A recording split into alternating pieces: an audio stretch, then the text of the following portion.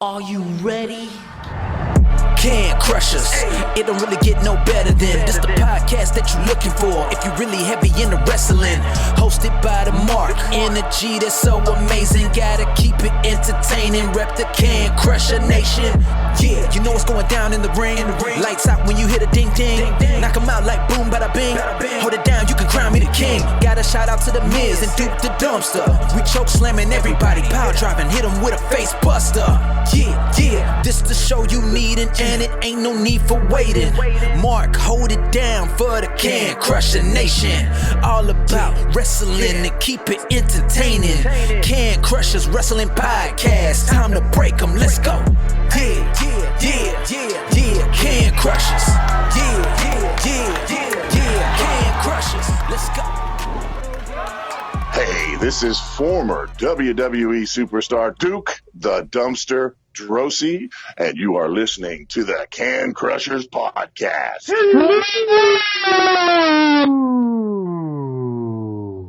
I paused because I wanted to see how long that voice was going to last. It did pretty good. It did better than I thought.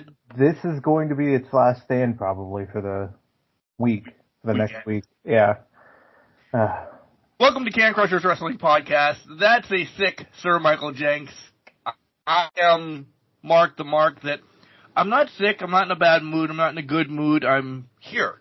Which is good. Because there's nothing jovial to be about besides this sweet ass new watch I got, Jenks. That's a very sweet watch. Love the color, love everything about it so far. You flip open the face and what's inside? Oh, a good old set of earbuds. Yeah, check that out. I don't know what the hell it's really called, but it's on TikTok. It cost me $40. I've had it for a couple days now. Unbelievable. Get it while TikTok's still a thing. I wonder if you order it by the time this comes out, if you're ever going to get it. I don't know. Well, how long did it take you to get yours? Like a week. Oh, that's not bad. No. So I don't know where it came from. No clue. Oh, yeah. I don't get many packages in the mail. Yeah. So when there's a package that says Mark Martinez on it, I'm like, oh, I know what that is. So it's Christmas. I rip it open. There could have been like anthrax on the beginning. Remember when anthrax was a thing? Oh, yeah, I do. Anthrax could have been on the box. And I would have had it because I'm a child. Speaking of boxes, I came home yesterday and there was a box sitting on the porch. I'm like, oh, I know what it is. I didn't want to bring it in right off the bat. Let the doggos out. Boom. The little guy, his head's on a bobble as soon as he goes outside, notices the bark box was there. That was it. They didn't pee. They needed to open their bark box. They came back in. They ripped the shit out of everything. And they're like, oh, God, we forgot something. Can we please go back out, Dad?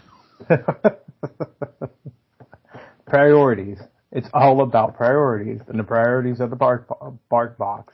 Right? Did I train him right? I think you did. Trained him right, yeah. Yeah. Besides the sickness, how was your week, my fine friend? Good. I spent the week helping Kimberly out as much as possible. And then basically, honestly, it's only going to be a head cold, but it knocks the shit out of you. So it did her in for a little bit. From that perspective, good. Got through the week, got to the end of the week with some nice trailer release and covers release, but we'll get to that when we get to it. So, not bad. How's your week? Rain-filled. Yeah. Even when it wasn't raining, I was wet. And that's about it. Yeah. I tried to take Bailey for a walk before the podcast. Guess what it started doing? Pouring. Yeah. Didn't start. I started walking. All of a sudden, I'm like, all right, we'll make it to the end of the road. She looked at me like, what the fuck are you doing? Turn around now. This is stupid, Dad. We had to turn back around and come back up the hill. Take Charlie for a walk, not me. Yeah. And he's like, no, thank you. Just leave me be. Yeah. I get it. I get it. Right before the podcast, I let them out real quick. They did the whole turn their body so they peed off the porch, and they're like, we probably don't have to go out anymore tonight, Dad. It's pretty miserable out there. Yeah, she's probably done, to be honest. She'll be done. He'll have to go out about 4 more times. But he's not going to be happy about it at all. We'll chase him around for a little bit because he is not a rain dog. Bailey agrees. I agree. Bailey absolutely agrees. Touch on this real quick before we get into, and you're giving me a sickness through the computer, by the way. Sorry. I'm that contagious, guys. I just, I put a new chew in and I didn't spit enough before I started podcasting. If you haven't heard get that sound clip somewhere. If you haven't listened to this week's Spotlight yet, it's phenomenal. Chelsea Lyons, this was a quick one. We were kind of looking for something because there was a cancellation that reached out to her. She's like, I'd love to. Chelsea doing a lot of work with NWA. NWA is big this weekend, guys. If you don't know, downfall is it's not a pay-per-view. No. Like it used to be. They're taping all the Crockett Cup stuff for their shows, which I'm excited for. Talking with Chelsea Lyons about NWA. She's got me feeling whatever Corrigan's feeling and just having, it was a great NWA interview, and we get to learn a lot about Chelsea. She's worked with Impact, Exodus Pro out of Cleveland. Make sure you give it a listen. It's phenomenal, and it may open doors for more. So we'll leave that at that. Don't forget, on June 22nd, so you have now until June 20th, essentially, to get your questions in for Ask Can Crushers. That's when the show will be. Boom. Get them in. Ask cancrusher69@gmail.com. A great way. Facebook, Instagram, Twitter, Threads, however you want to DM us, do that. You can call us. You can at 814-299-6687. Or email us. I said email first. I know. Throwing it off. Okay. What are you worrying about? gmail.com. Or, if you wait a week or two, we are doing a huge switching of podcasting stuff over here. I told everybody. Yeah. I told you at least, that I'm going to forewarn everybody. There's a host situation going on where we will be leaving Buzzsprout and transitioning over to, which was Anchor, now it's called Spodcasters of Spotify. We'll still be on all the majors. Yeah. Trust me. I've done this even before I've talked to Jenks about it. And I'm actually, you can tell that I'm pumped about it because the Italian in me is coming out. My hands are all over the place. You're excited. When we get fully there, you could just send us a message from Spodcasters. Like that. You go to that site, which is a Spotify site. So if you have Spotify, you have this. Yeah. Just another app. And you just send us a message. You don't have to call. You don't have to email. You don't have to do nothing. And it's linked to us. Easy peasy. This was a no-brainer. Yeah. Once I started looking at things because of some stuff that has happened with Buzzsprout, nothing bad. Just, it's not fitting us anymore. Yeah. If people want to continue to go, cool, that's fine and dandy. Just not fitting us, so we're going to transition and do this big jump. We're still going to be on iTunes. We're still going to be on Spotify. We're still going to be on Podurama. We're still going to be everywhere that your ear holes want us to be. And I know where you want us to be because I get the numbers each and every week. So I know where we are. We're there. Don't worry about it. But this is just a forewarning that maybe next week you'll see like 2 Can Crushers on Spotify. Well, that's because one is leaving and one is there. Mm-hmm. They will continue for about a month to have the same content, but then one trickles away. And you'll know which one. Yeah. Like, what the fuck are you talking about? Stick and stay, people. Exciting stuff. That's what we're talking about. Yeah.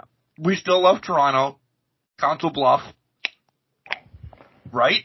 Yeah. You were I'm on my right. game I'm today. looking at you are. And every place else that listens to us. You look at you go. You got this. This has all been within the last 3 hours. That's the only reason why I know this. I get an email that I don't like, I take action. So boom. You have hot topics you want to talk about. And do not bring the big one. I'm not bringing the big one. Non-wrestling related, though. Have you seen everything that's transpiring with the number one golfer in the world today? No. Oh, no, I just told you what I did for... Well, I know, but I didn't know if you saw this. So, Scotty Scheffler is in... I don't know where they're at. They're in Louisville for one of the tournaments. Gets arrested. I thought you were going to say you couldn't pronounce it. It's I forgot for a second, but now I'm back. Gets arrested for, I'm reading the charges now, assault second degree of a police officer, criminal mischief third degree, reckless driving, and disregard signals from officers directing traffic. So here's basically... What distillery was he at, first and foremost? That's what I want to know. This was early in the morning. He's coming in for his tea time. So what they are saying is, basically they gave him instructions. He tried to follow the instructions, but it was also told, hey, if you are a golfer or a part of the event, you can drive around the incident and go into the tourney. Just go into the club and whatnot. Long story short, the officers didn't know who he was. Thought he was just somebody driving around them, driving through what they had set up. They get him pulled over. They get him out of the car, slam him against the car, handcuff him, go to the ground, and apparently the whole second degree assault, criminal mischief comes from the officer ripped his clothes on the way down. Oh my God. Yeah. So there's already multiple parties basically saying, this is what happened. You know, he was misinformed about what he was supposed to do with the incident, and it escalated by the Louisville PD. Did he get to play? He got into prison. They took his mugshot. He got out. Within a couple of hours, he was back at the tee going to play. He made his tee time. He made his tee time still. They didn't bump anything. They didn't bump anything because he made it. That's the first, what's the first call that you make? Hey, wherever Waste Management, Hardy's, whatever tournament this is, do you call them and say, I'm in jail, my tee time might need to switch with Bob Smith? It had to have been his agent, and his agent basically just went and did everything. Called the lawyer, said get down there, called the tournament and said we need to bump it or we don't know when he's getting out, da-da-da-da-da. So this whole thing escalated to somewhere it didn't need to be apparently. And now... Has he turned in his card for the day? Did he do well today?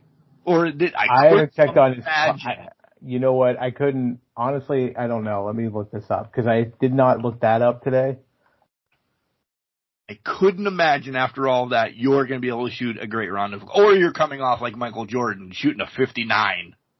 Not that Jordan shot a 59. I'm just saying that, you know, you're going to be like his airness in basketball. Oh, right. This can't be it. Did he shoot a 66 today?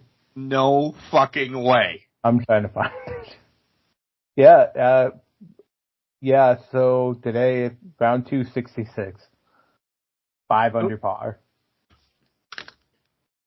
Yesterday was 4 under. So he got better. He got better. Maybe he should take the electric chair tomorrow and see what he can get. Holding ones all across the board. I'm kidding before that turned the wrong way, but. Right. Really, that's unbelievable. Just going through your mind, I'd be sitting there in a putt. I'm like, my life may be over because I beat cops today. Yeah, I didn't even do it. But I didn't do it. I really have to hit this 3-foot putt. Oh shit! I just shanked the 3-foot putt. Yeah. He was tea time, 10 o'clock. Hot damn. He was probably getting there. It looked like it was like right around 7. Like it didn't look like it was any later than that because it was still kind of dark from some of the footage that I saw. Dawn. So yeah. Yeah, it was dawn. It was getting dawn, yeah. Talk about... So he's still in the lead. He's still in the lead. Just turns around and... Fucking amazing. Though... I won't get into that one. There's a lot of memes that have been coming out for... Oh, yeah. It didn't last too long, so... I'm sure. Yeah, we don't even need to go down that path. No. What else do I have hot topic-wise? What time is it? 6:25. Is it Tiffy time? It's Tiffy time. I think it has to be Tiffy time. With all the BS that transpired.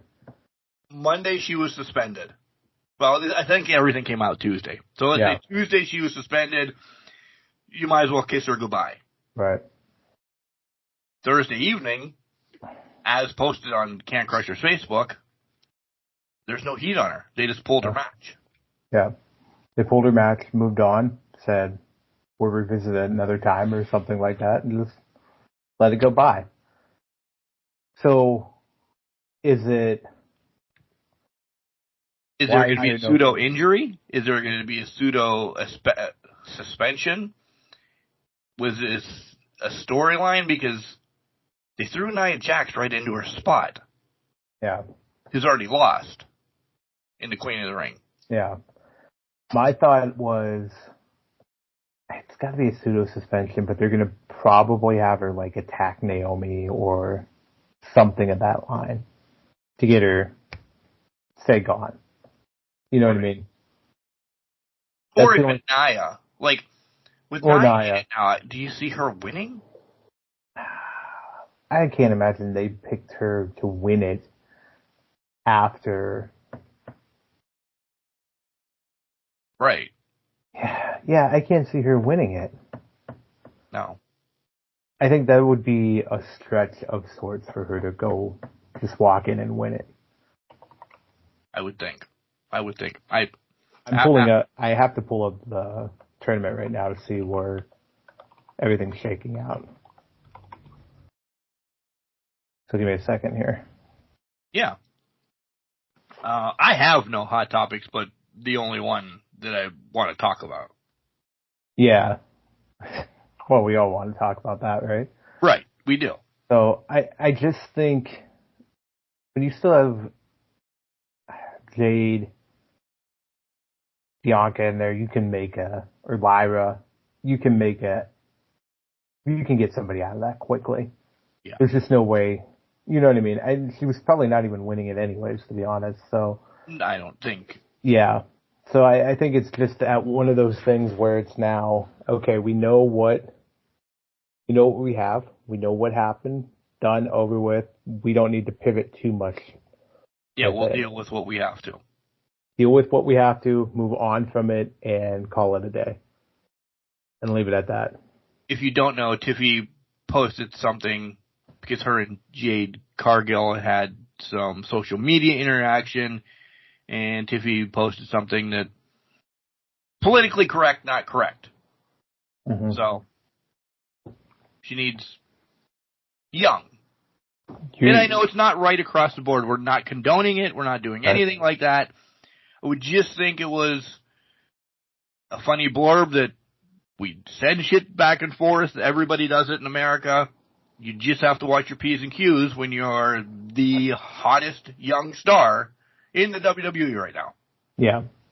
Well, and that's it. It's one of those things where you say things or use things and you can't speak for them, but at the same time, you could probably make the excuse you don't think that way, right? I'm not saying that's the case, but at the same time, I'm also like, it happens.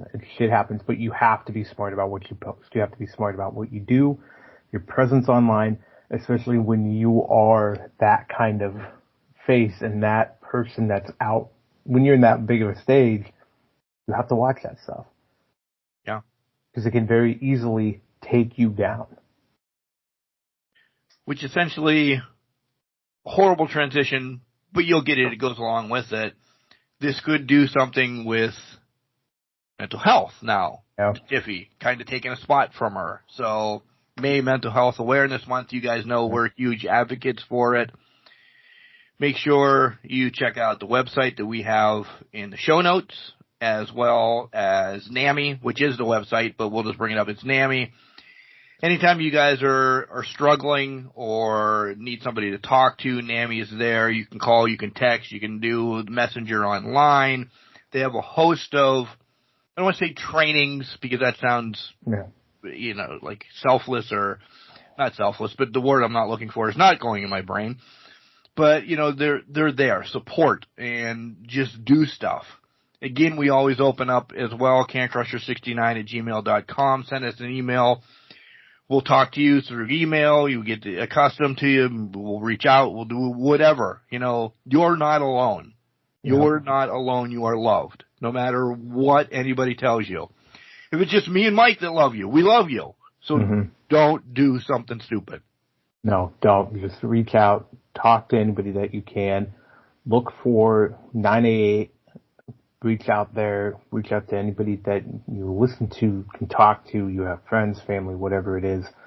Just be cognizant. Things don't make a permanent solution for a temporary problem. That's the biggest thing to remember. Be smart. If you're feeling down, feeling blue, this too shall pass. As cliche as it sounds, shit's rough. Life is not easy in the long stretch of things. But find the right path, find something to keep you going, reach out when needed, and lean on the shoulders when you need them. Agreed. Because they're there for you. Agreed. All right, Jenks. You ready? You buckled in? Can I do one more wrestling one? Oh, yeah, sure. Because I want to talk about at Elite Club SOB on Twitter brought up a domino effect that I think we've addressed on this show before, but I want to kind of go back to because it's 2 years to the day since Sasha and Naomi walked out of WWE.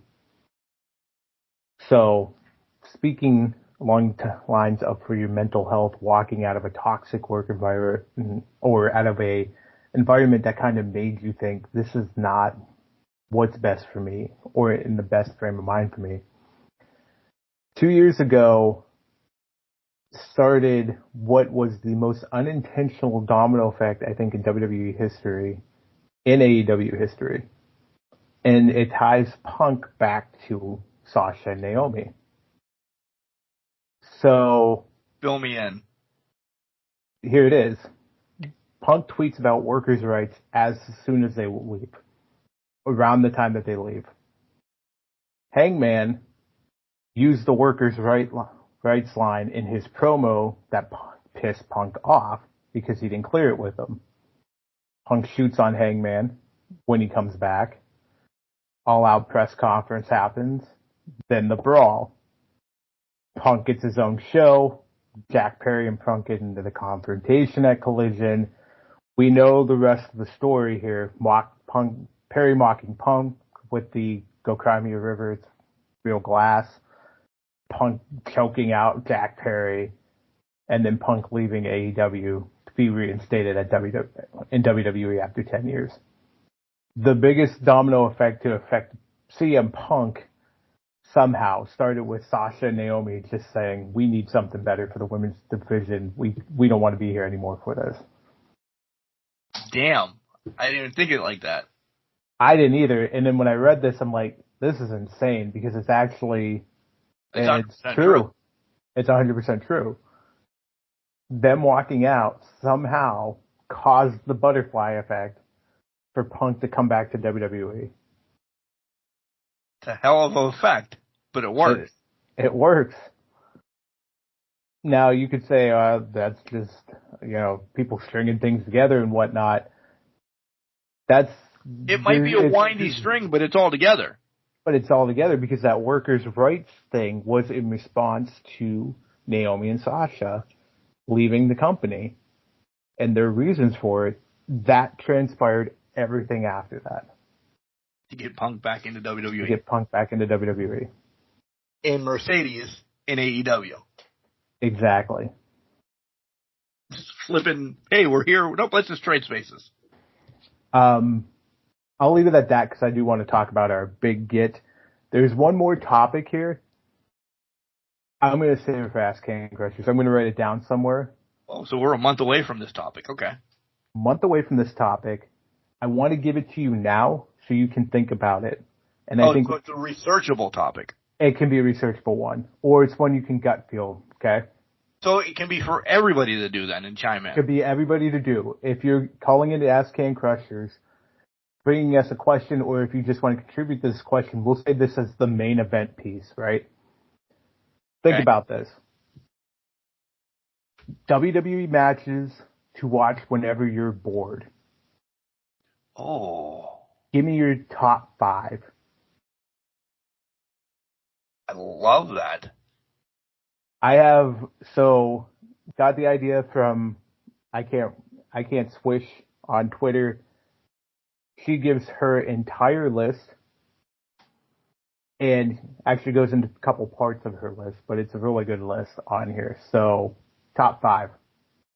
Top 5, if you're bored, you say, you know what, I'm going to watch that again.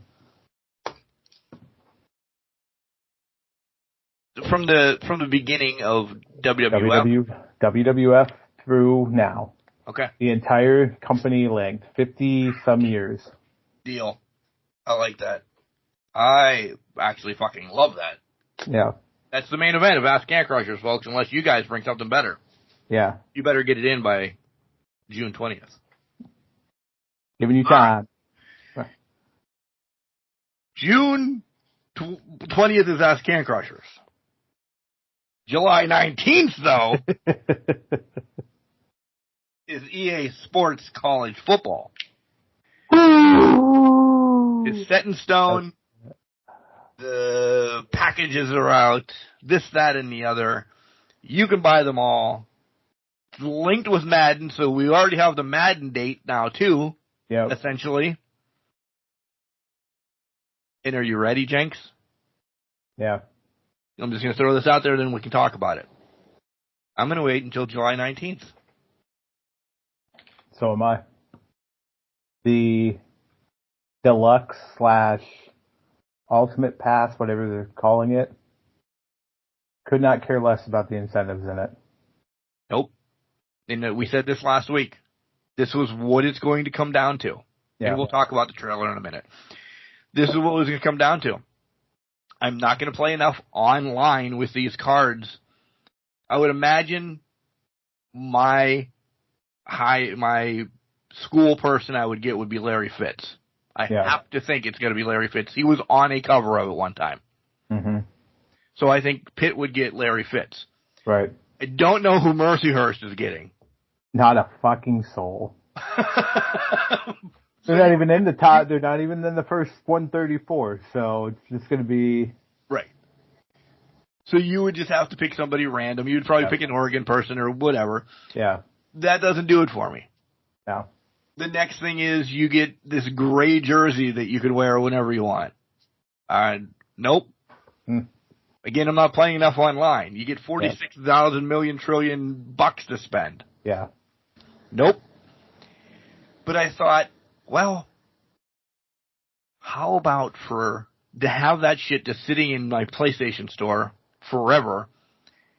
Is it going to be worth it? Because if you buy the deluxe, you get it 3 days early on July 16th. And I'm like, is that worth $30? I might have grown up just this week. And I said no. It's not worth $30. I don't think you grew up this week. We knew it was going to be Ultimate Team heavy for it. So you sit there and you're like, as soon as I saw the list, I'm like, well, that was fun while it lasted. Hopes and dreams. We're not getting any buy-in. We're not getting any season pass. It's going to be nothing. We'll have to download and buy the FCS whenever that comes into fruition. But at the same time, I got 134 teams I can play with. Right.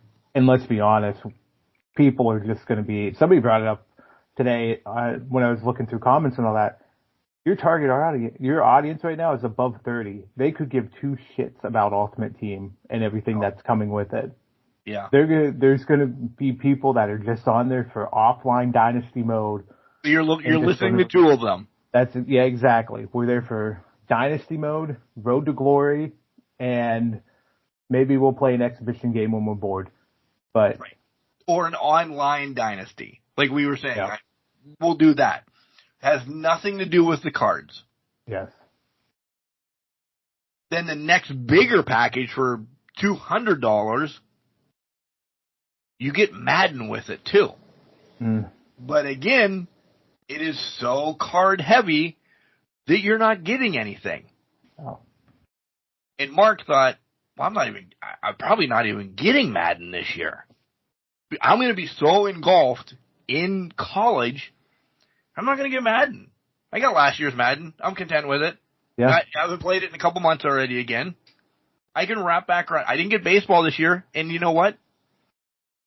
I'm guessing I'm doing all right. Plus, I've heard baseball really isn't. They added the girl, and I don't mean that sounds ignorant the way I said it, but they added the girl to it, which should have happened years ago. Right. But they didn't do anything else. Mm-mm. Okay. It's just the same game, but maybe a little repackaged. Nothing else, nothing crazy, nothing worth anything. So I'm spending $70 and being happy. And that's all you have to spend. I mean, that's literally everything that it needs to be. Because I'm a simple man. Give me my college football and let me just go ape shit and take bumfuck nowhere Utah, some state football team, running Rebels and run it fucking down the way and just go for it. I'm trying to pull up because somewhere they had the game features in it. And I was loving seeing where things are because a lot of it was, Road to Glory in it. Dynasty mode we talked about. Yeah, we mentioned the Ultimate Team, whatever.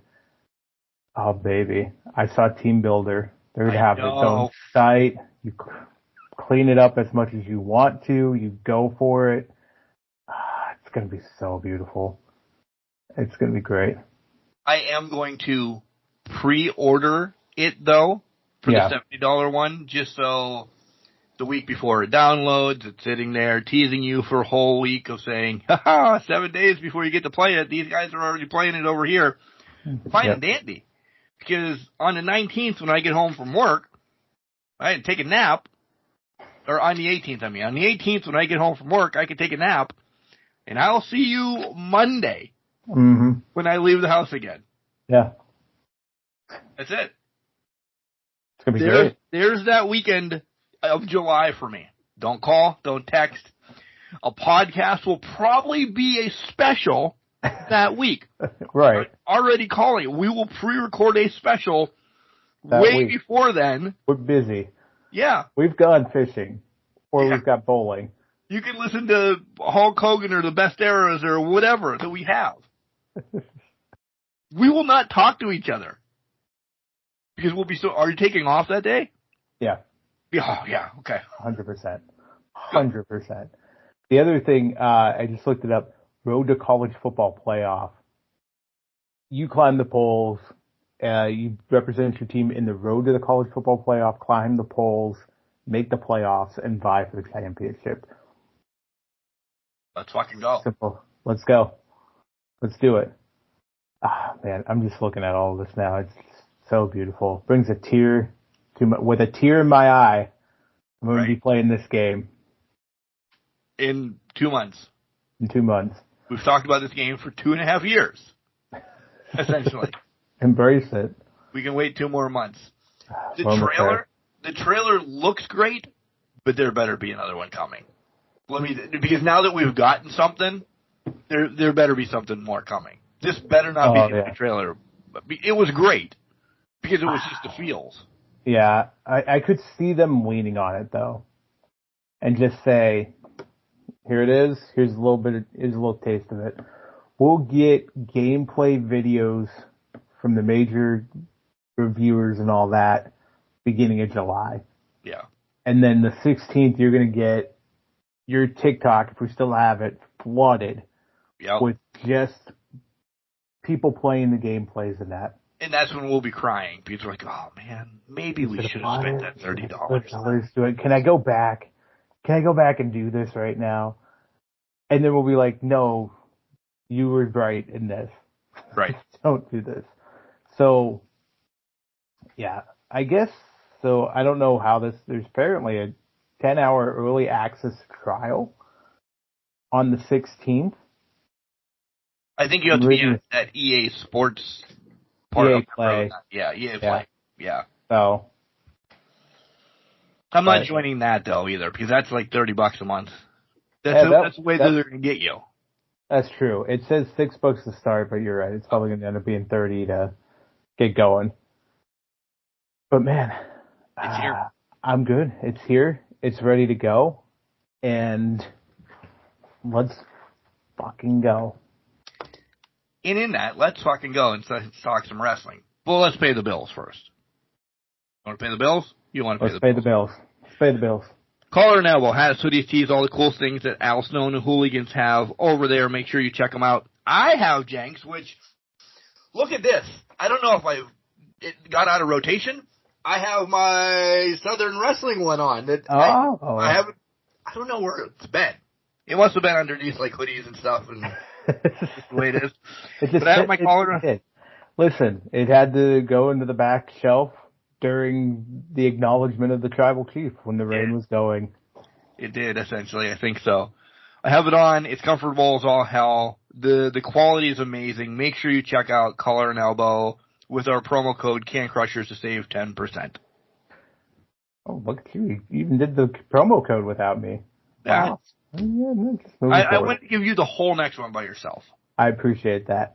We do have a WWEshop.com affiliate code out there for you guys, as you know.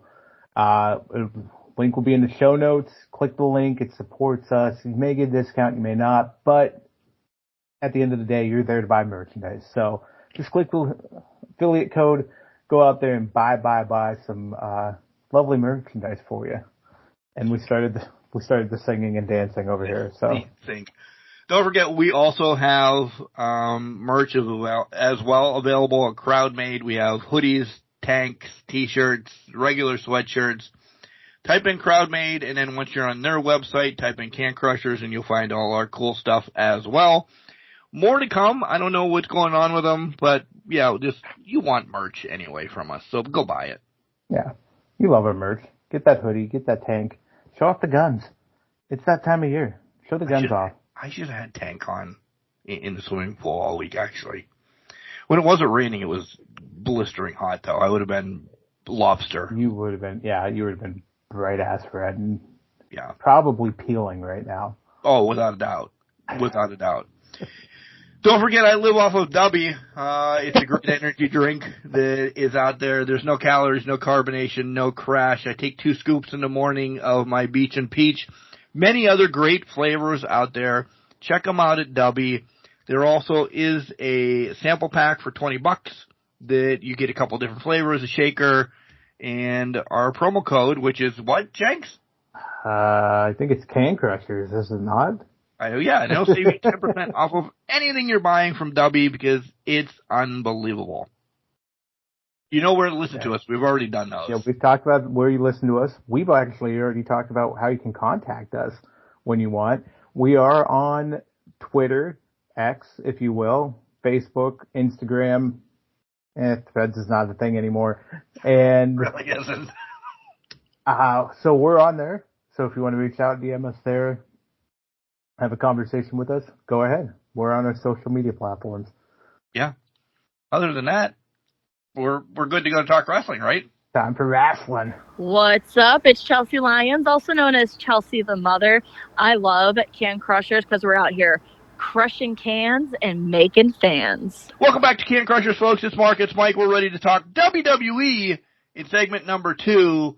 Jenks, King Queen of the Ring in Saudi shaping up pretty quickly. But what do you think a normal match is going to be? Because everything that's kind of being leaked out there has a crown to it, a title to it, title to it, title to it. Yeah. It's odd because it just, to your point, it seems like it's almost like a Night of Champions-esque type thing. It's only titles and the Kings and Queens of the Ring going to be announced at that point. Do you think they throw a non-match out, or do you think they just be like, we'll make it a Night of Champions at this point? Well, it would have to be a tag title then. Either the women's, or, well, I guess it could be, it's not announced yet that it's even a match, Priest and Drew. But we have our thoughts on that, so we'll hold on for a second. Yeah. As I choked to death. It would have to be a tag, because the U.S. title, as we found out on Friday, is intermingled with Cody. Right. We already have the IC. We have the other. Yeah. I can't imagine Bayley's defending again already, right? Not going to happen. I don't know. I don't think the Bloodline's going to be interjected somehow in the Saudi show, because they just had their blow off with KO and Orton. Right. So, to that point, I just don't think it's anything. It's not going to happen. Mm-mm. I don't. They might have a pre-match or whatever. Sometimes they do, sometimes they don't over there. But yeah, I would imagine it's one of the tag titles. Honestly. Yeah. Maybe it's R-Truth Miz.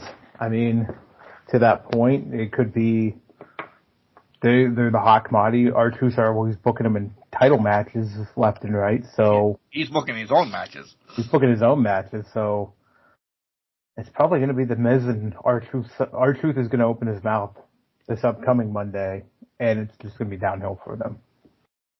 I agree. Yeah. Wholeheartedly. Well, let me start with probably the hot topic of all of this, because I've seen a lot since last Friday. Is Cody's reign done? Do they give it to Logan over there so they don't give the pop? Is Logan's reign done? And I'm going to answer all these. You're going to too. Yeah. Is Logan's reign done? And Cody is a double champion.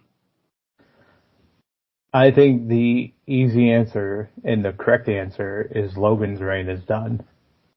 And they're going to give it all the glory to Cody. And then they vacate the title. I say no to that. No. Logan's bringing that to Cleveland. Cody will have his title as well. Something happens. You think they're going to get it? Double DQ, double count out. Somebody interferes.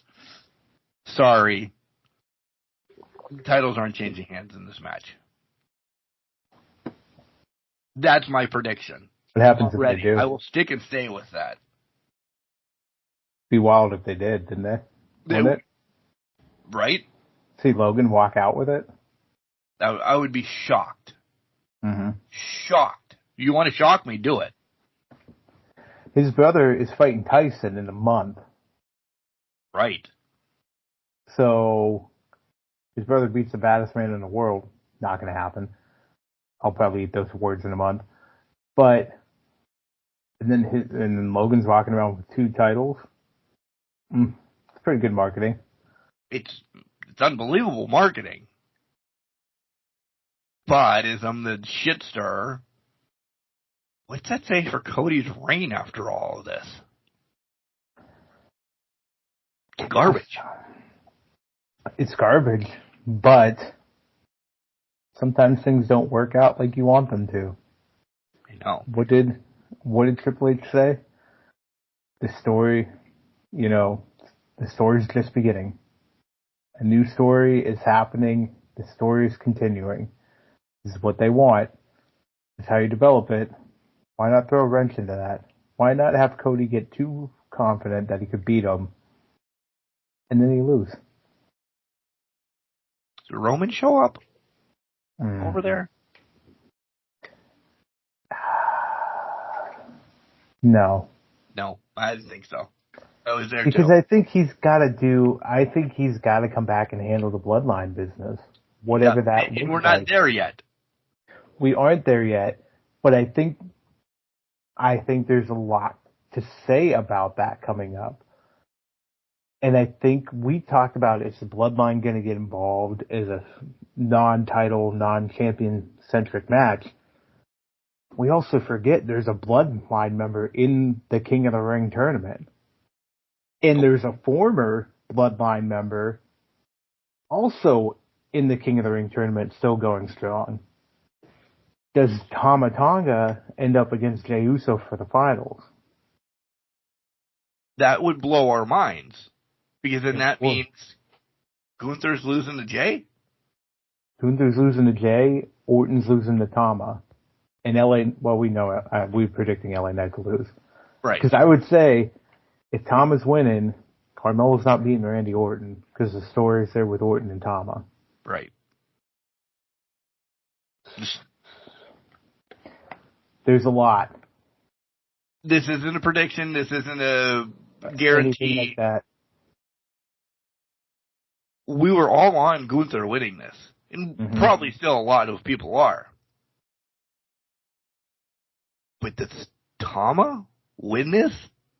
Does Tama win this King of the Ring and throw a huge monkey wrench in the bloodline? I think he does. I think again, not a prediction, but I'm going to throw it out there as a scenario of, I think he does. Because think of how you elevate the story and how you escalate the story. If we're thinking it's old versus new bloodline at some point, beat Jay, it ties Jay back to the bloodline. They've already had the interaction backstage. They've already started this kind of crossing of the paths type thing. Do they continue on with it? I don't know. Solo made reference to Jay when Paul was smiling at him this week. Yep. It's a hell of a way to establish Tama, too. And say, this motherfucker didn't even go through NXT. He just showed up. And now he's your King of the Ring. I'm for that. I'm for that more than Gunther being it, actually. I don't think Gunther needs it now. I don't either.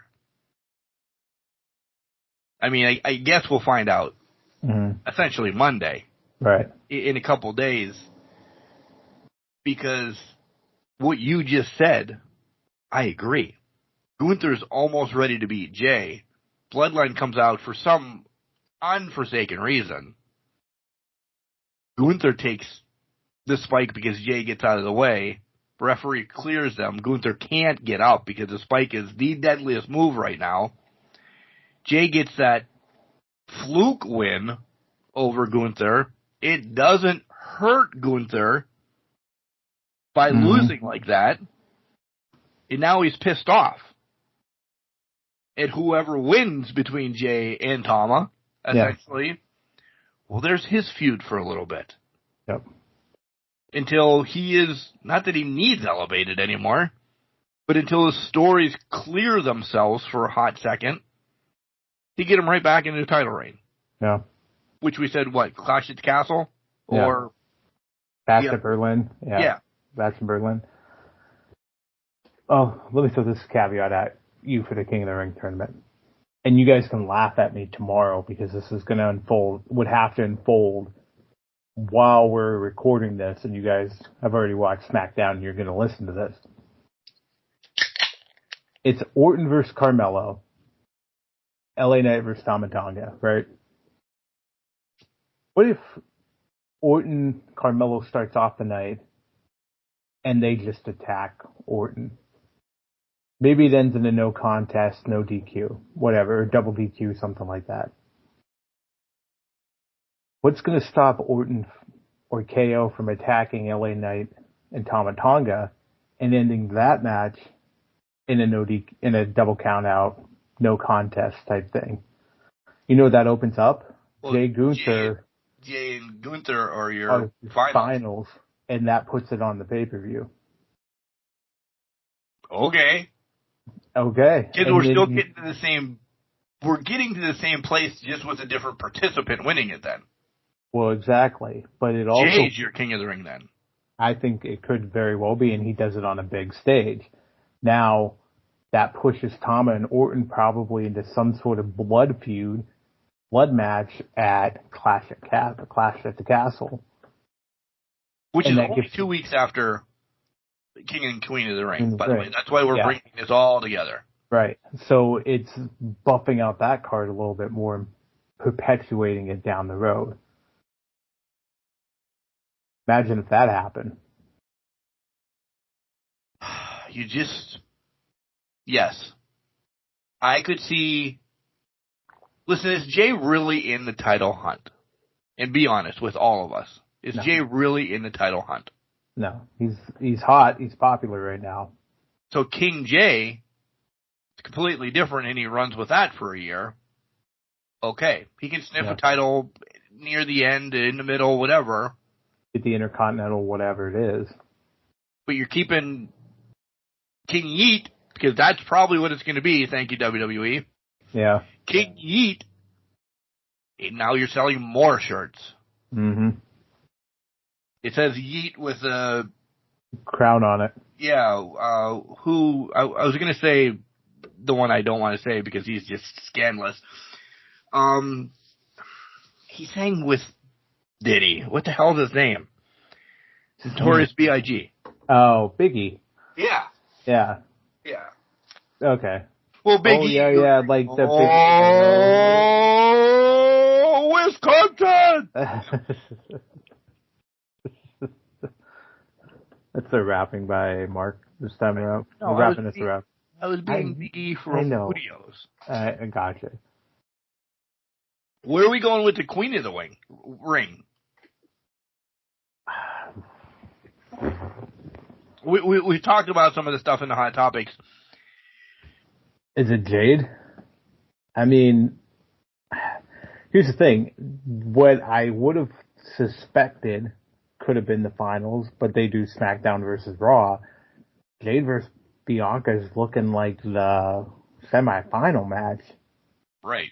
There's no way they're giving that away on free TV. Couldn't imagine. So, but I don't know how they do that because now you have Io and Lyra, Valkyria going at it on Raw. How about WWE likes doing copycats once in a while. Mm-hmm. There's a lot going on with Lyra and Damage Control and Becky and this and that and everything. I could see what you just said about a match being thrown out. Yeah. I don't know where this is coming from. I just think it's too early in the reign. Without a doubt. Unless they're playing the card of best woman wins. They do that. It happens. They get past it. And then it's a slow burning jealousy thing that kind of goes and goes and goes. I'll flip it on you. We talked about Tiffy being, see you later. Tiffy gets suspended, takes out Bianca. Bianca's got no one to face. It's Nia Jade. Yeah. And that's it. So why not have Tiffy just take out Bianca, get the suspension? You explain that storyline away. You perpetuate the Nia Jade thing a little bit further. You get some money on SmackDown, then you can have Lyra versus Io. To me, that either option's valuable, but to me, there's no way Valkyria or Io is winning this tournament. Can't imagine. I can't imagine. Shock me with that. That's putting nothing against Lyra. We put it on Tonga for a hot second. Yeah. Right? Well established. Many years. New Japan. You know it. He's got a pedigree.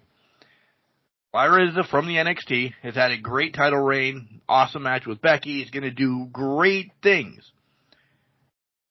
I think she's too young to have it on her.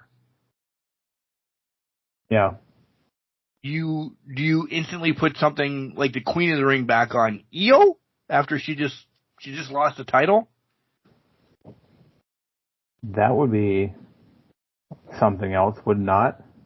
Does that cause the breakup of Damage Control then? No. I don't think so. But not the Kabuki Warriors. No, yeah, I knew that. I think in time, Dakota's the next to go, honestly. I don't know how long. Right. But this could be a really slow burn, and Dakota gets shafted. By the way, just throw this out there. I love the Dakota Becky match. Yeah. I hope this was, and I hate to say warm up, but I hope this is a warm up for Dakota to really get her feet. I've been a Dakota fan for years. I think she's been misused a little bit. Yeah, she has had some injuries, but I think she's ready. I personally think she's ready for one of those titles now. Oh, I 100% agree. Dakota's in a great space for that, but it's when do they want to pull the trigger? Because I think Dakota is the one that's going to be what knocks to take it off of Bayley. This is not done. Bayley, and even though Dakota's on a whole separate show, I just feel like Money in the Bank is coming up.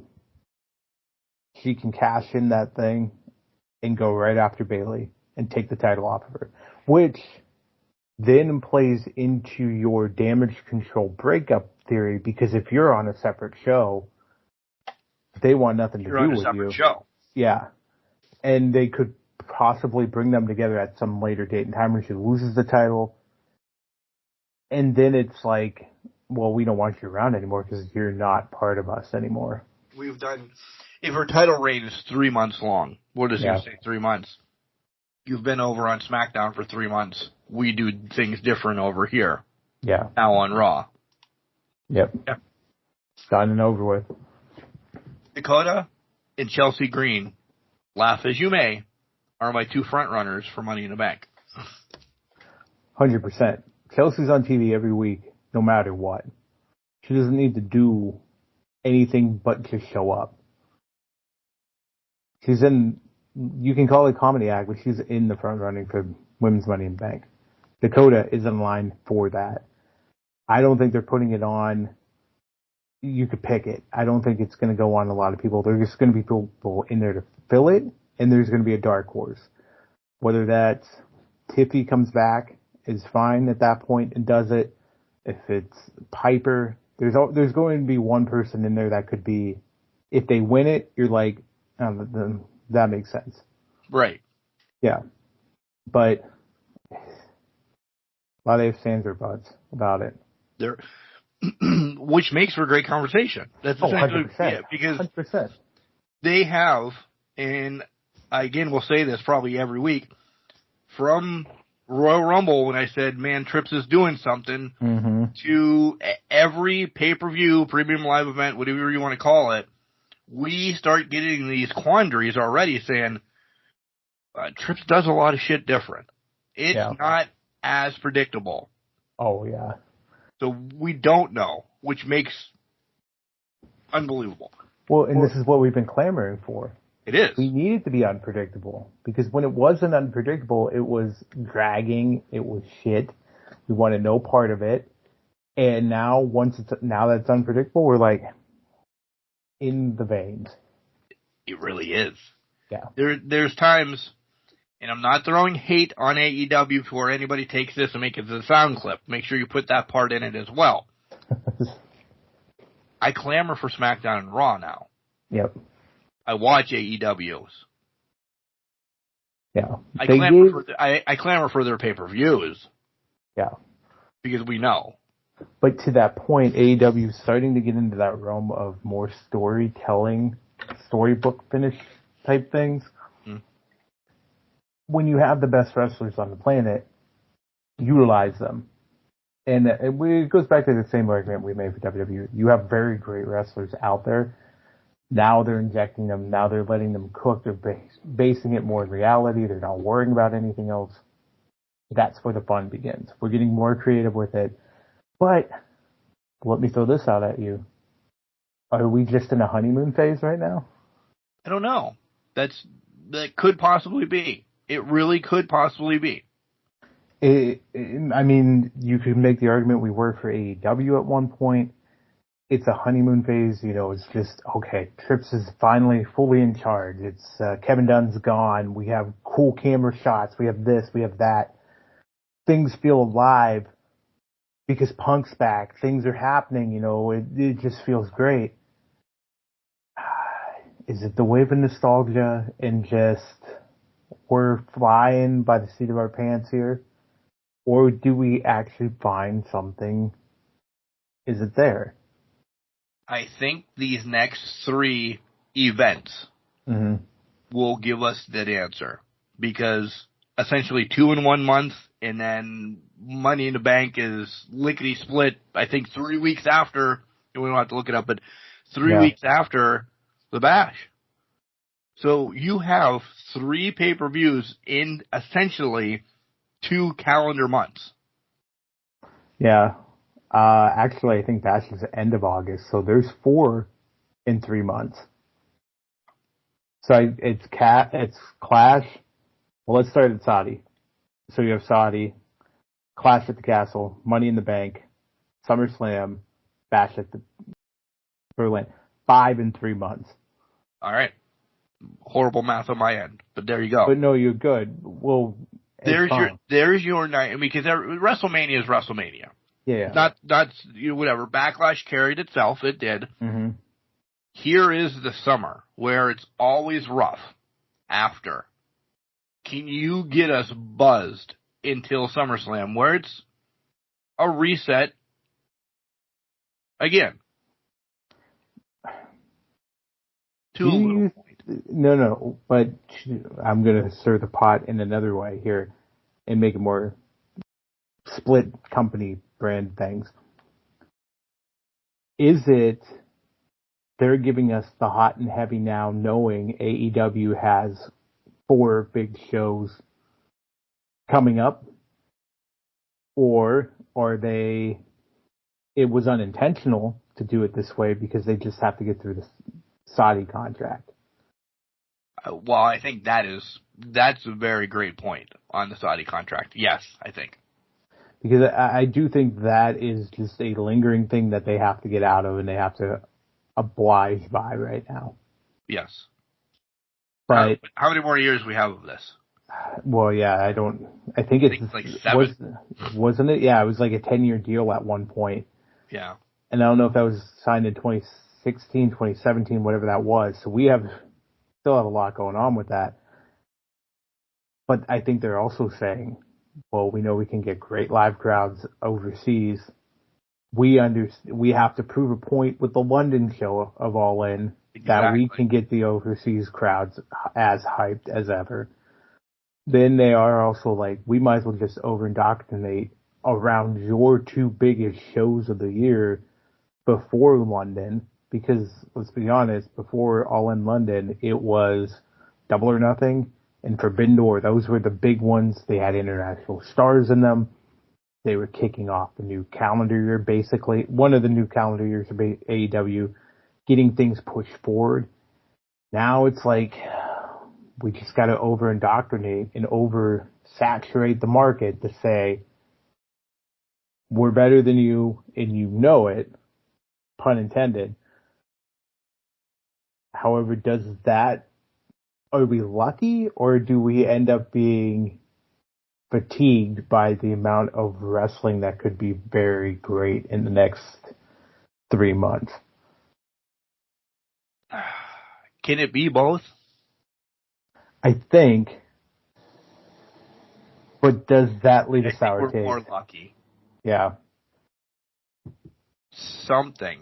As much as we're building them up right now, something's got to be a stinker, right? And I don't mean horrible, like 0.75 or half a beer, but something. Well, let's call it on this. If I look at the potential matches that are coming up in the tournament, there's some that don't seem like they're going to be that great as the finals. Right. Now, if you have the right person in it to drive the match along, great. But like for the men, I think you need Gunther to carry the match unless Randy Orton's the other half of the tournament. Right. Because we've already heard Tama's come in and it's great and he's got a whole list of things, but you also hear the rumblings out of New Japan that him and just didn't really produce a lot of great matches. Gorillas of Destiny were not an entertaining tag team. Super terrific. Yeah. Yeah. So if you're telling me Tama and Jay are going to face in the finals, cool, but I just watched Jay. For story. But I just watched Jay and Jimmy fight at WrestleMania, and it was absolute 3-year-olds slap fighting each other. Yeah. So as the story unfolds, these are the days of our lives that we'll continue to talk about. Yep. But the action has to match the story. Exactly. Thank you. That's exactly kind of where I was trying to get to in my brain. Yes. 100%. If the story's great, cool. But if the action doesn't meet it, absolute trash. That's the perfect example of this. Well, if it's great and the action's great, fantastic. The example of that, Danielson Ospreay, everything was perfect with that, and look what it got us. Yeah. Carry it to it. I know they can get us to that point. Agreed. So that's kind of WWE in a nutshell, but there's a couple other things that, because a lot was very tournament heavy, so we kind of gave you some of our thoughts. Judgment Day, we haven't talked about them. Clearly on the shelf. Now, yeah. Priest doesn't want anything to do with anybody in the Judgment Day. Carlito's now lingering around JD, and Finn, I couldn't think of his name. Yeah. We just had the R-Truth thing, and it was funnier. Yeah. Carlito is not going to be as funny. And I know they're trying to make him the serious one, not the R-Truth version of this. It's just too soon. This is what will break them up. Clearly. Carlito is there. See you later. Carlito's there to break him up, but the crack's are already there. So literally, he's just going in with a pry bar and going, boom, break it off. I mean, Finn's already looking at Priest like he's a piece of waiting meat. for SummerSlam. There's a lion, he's a lion waiting to strike. That's just the long and short of it. But Priest may not even have it at that point in time. Right. So, does that equal something? You know, does that mean, shit, we're just going to get angry at him because of that? What haven't we seen from Finn Balor in years? The one thing that was retired, basically. The Demon. Does that make its way back in this? I don't know about in this, but that would be an interesting twist to this. Because I have Priest losing and him and Finn having a bigger battle sans belt. I agree. It's not going to be over the belt. Mm-mm. It's going to be for pride. Yep.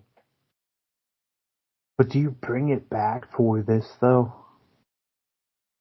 I think they're willing to keep that on the shelf until it's like an absolute necessity.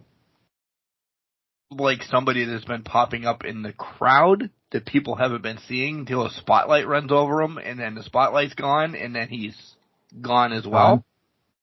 Yeah, somebody that just has hour-long therapy sessions that just seem to be the creepiest things that you've ever seen. That just pop up on the internet. When does he show up? speaking of Uncle Howdy and the Wyatt Six and all of this, because is it getting long, or now are we just in the 2-year cycle, essentially, of us waiting for EA College Football? Now we're waiting for Uncle Howdy. I think we're waiting for Uncle Howdy. I don't think it's getting long at all, but I also think it's near the end. Because if you haven't seen it, and what I was referencing earlier, there's an hour-long video that was released based off of, I think it was the QR code on Monday, potentially. I could be getting this wrong.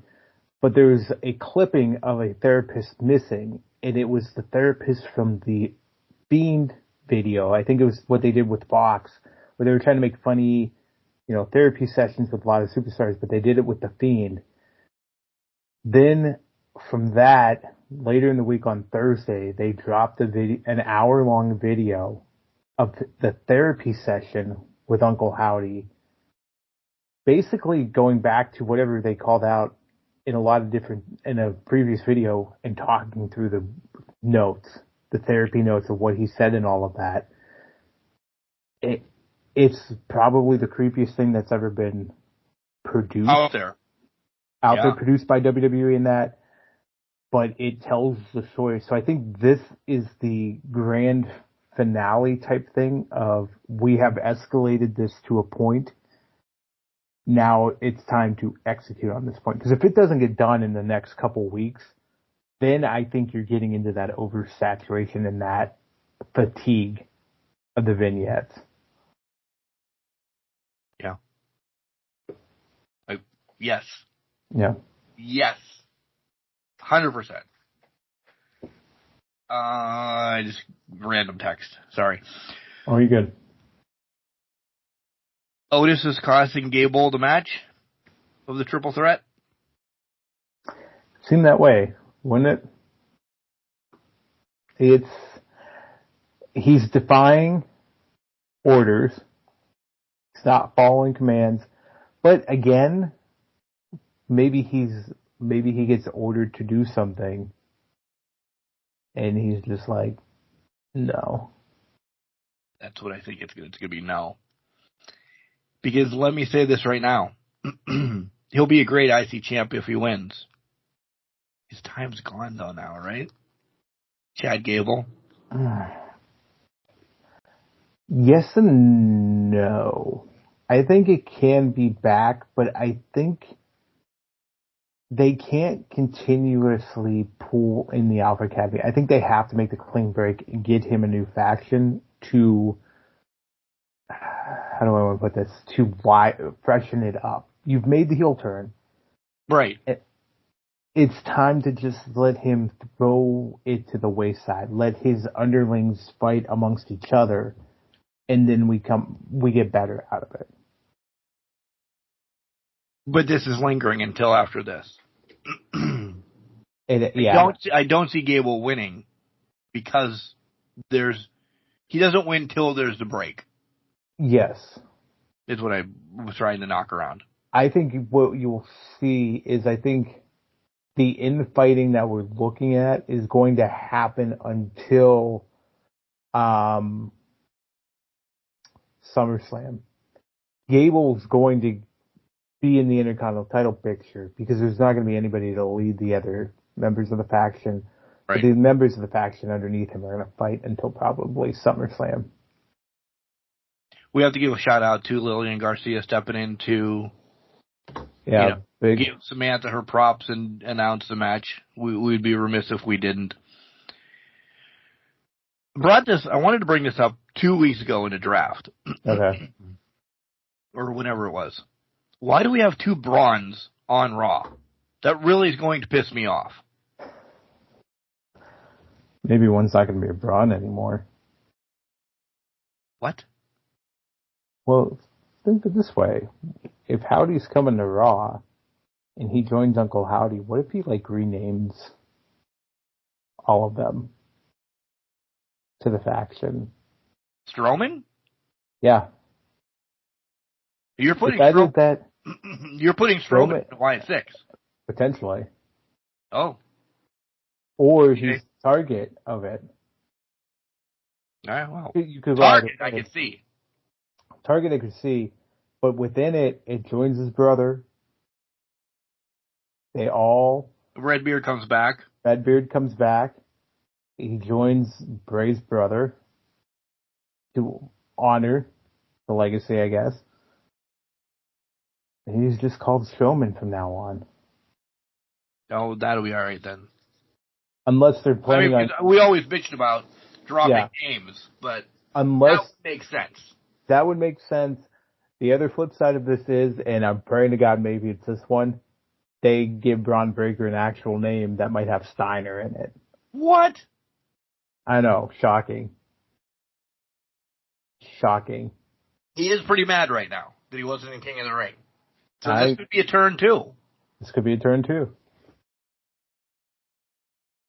What else do you have on WWE? Let me see. And we really haven't, as you're pondering quick, we haven't talked about matches, essentially.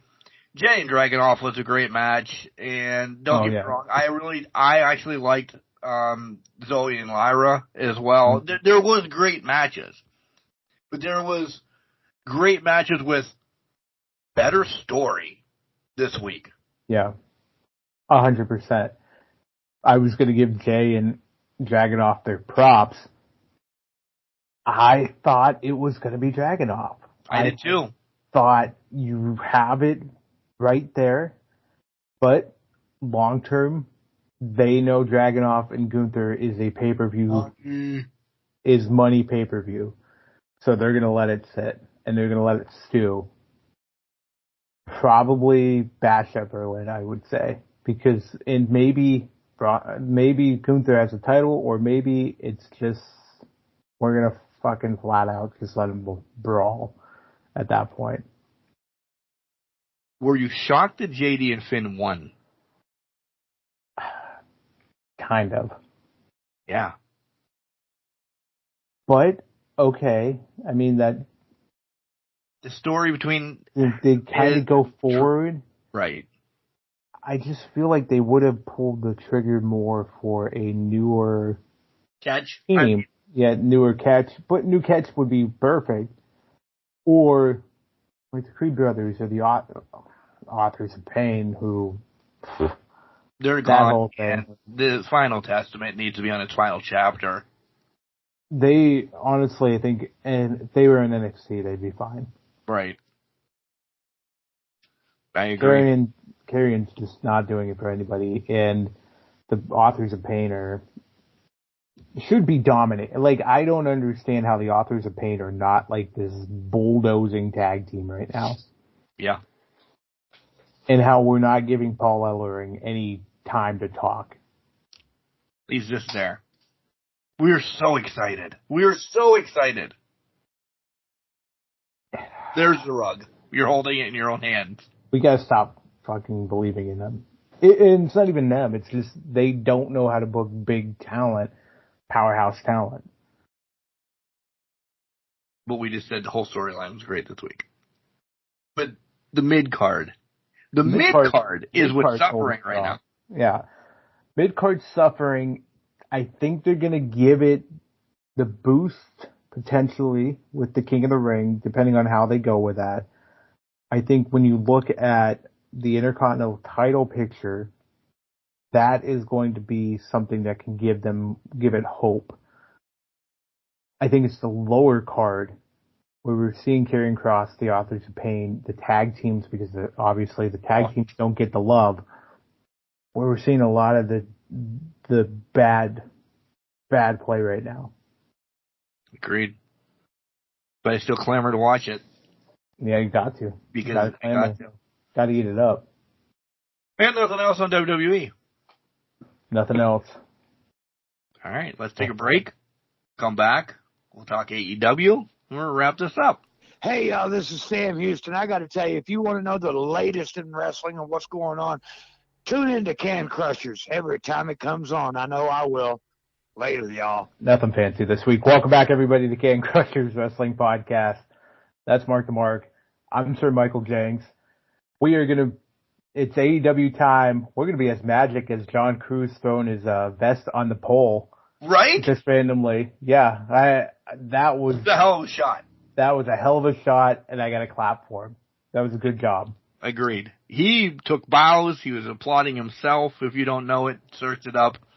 Trying to throw it to the ring attendant, and it ended up perfectly hung on the ring post. Yeah, it's just unreal.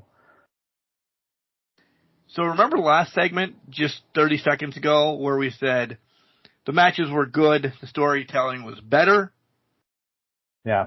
Let's flip this. Matches were better. Storytelling was... Dragging over here. Dragging over here. What's happening? Like last week, you're like, 2 weeks ago, you're like, remember, this is the EVP's running it, the Bucks are running it. We all know Tony's doing whatever Tony's doing in Jacksonville, just not being at the shows, air quotes. What in the hell? Are they making us want to turn the channel? Yeah. Well, here's 2 weeks ago, I think you could easily explain it away. This past week, they gave us things that we wanted, so it makes me think, well, it's just not the EVPs running things. Right. Maybe you have the EVPs running things into the ground and just doing a parody of the NWO, just controlling the show. Right. But they're not doing that. They're fair booking. They're letting people get over. They let faces get over. So it's kind of like, well, no, we're just slacking on what we're trying to do storytelling wise. As I watched this, both shows, by the way, It was like me. This isn't a bad thing. This is where I think AEW is officially going now with their TV shows. So give me a minute. When I was younger, Saturday, 6:05, NWA was on, TBS, You got the Midnight Express against Bob Jones and Tom Jones. Not the singer Tom Jones, his brother, Bob's brother. What's New Pussycat? You knew who was going to win.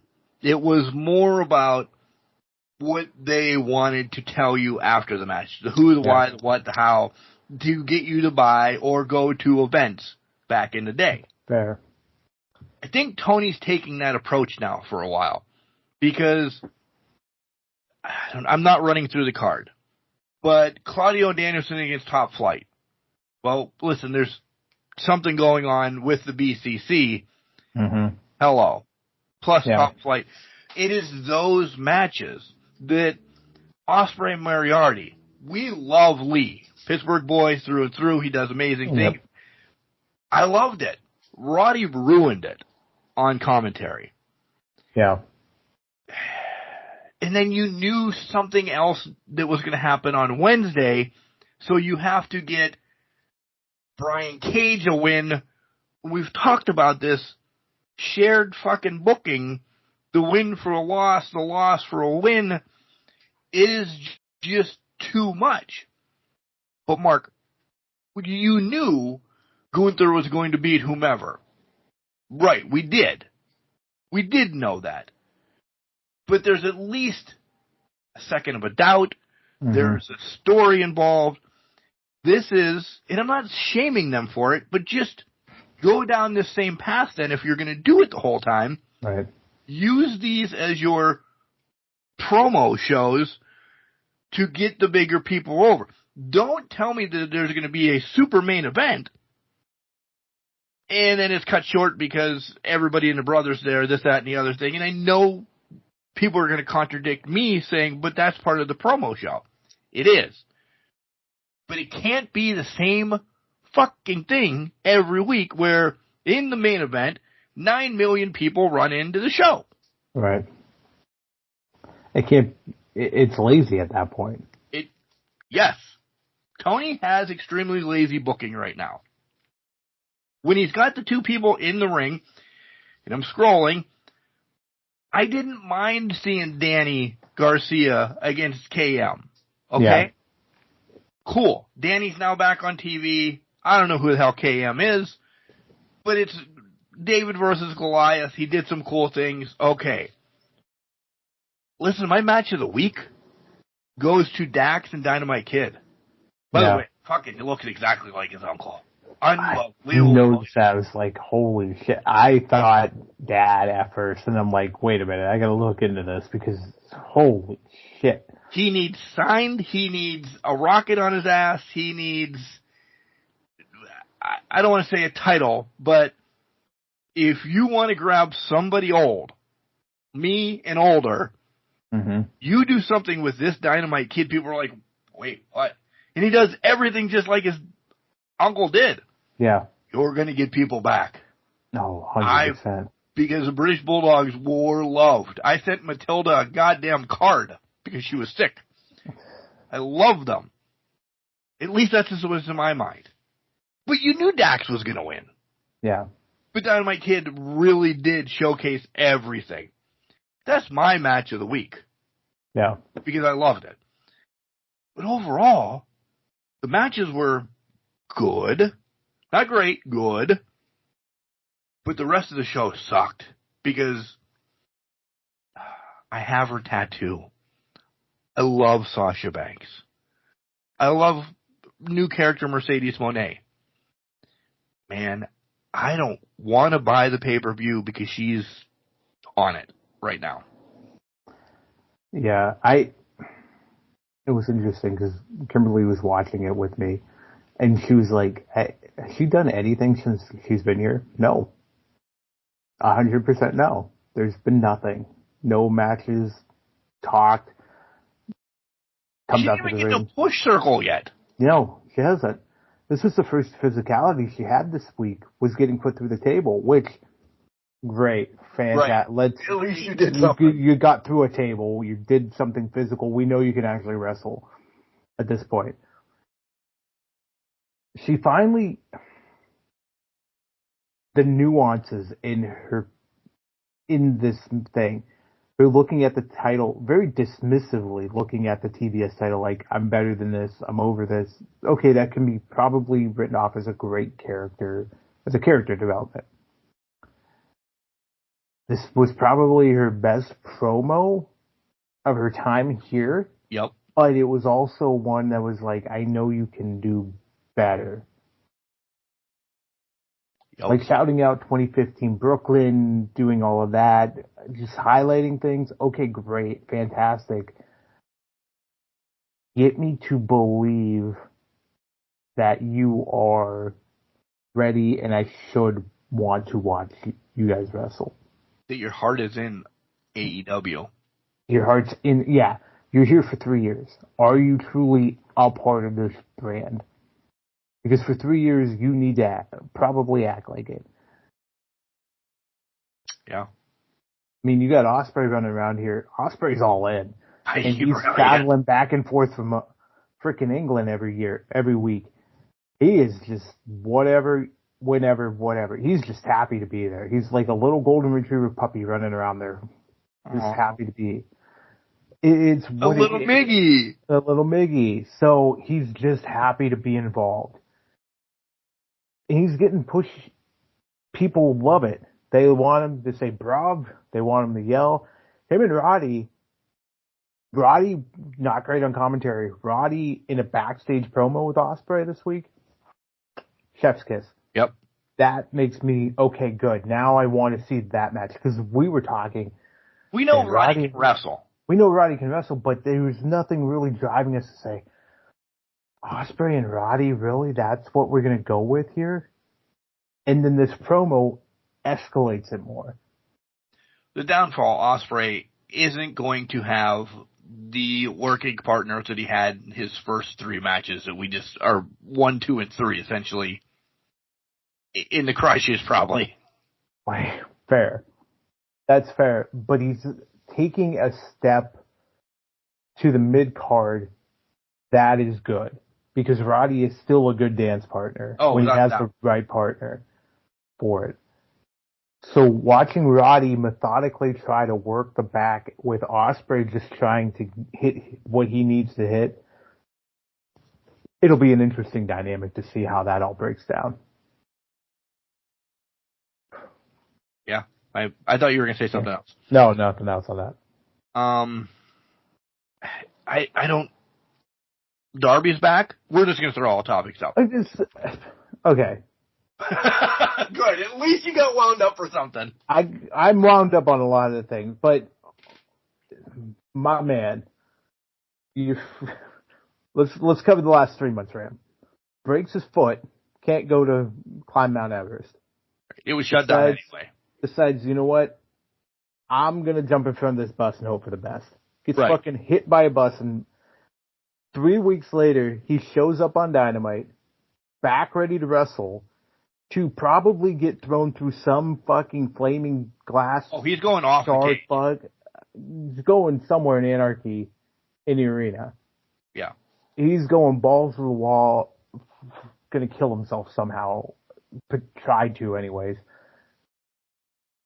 My man, I need you to just stop. Like, for fuck's sake. Just calm it down, have a submission match. Oh, that word isn't even in his vocab. It's not, but I just need him to have a submission match for about 3 months to heal his body. Rest holds only. Don't worry about it. Let Joe put you to sleep for 3 months. Yeah. People will still clamor for you that you're back and just give your body time. To me, nobody just no-sells getting hit by a bus 3 weeks later. Darby does. Apparently Darby's indestructible. To be the asshole. Are you excited that he's in this now and not Kingston? I wanted Kingston really bad. I'll accept Darby in this match because he is truly team. Well, he's stupid. And that's saying stupid out of love. But he's doing stupid shit. We know we're getting some stupid ass shit now. Yeah.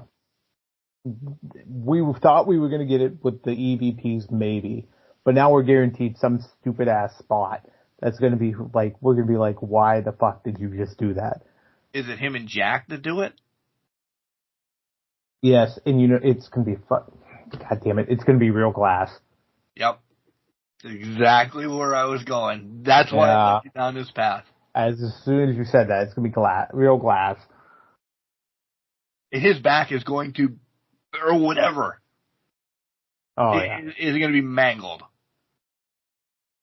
And there will be a reference made from Jack. Yep. 100%.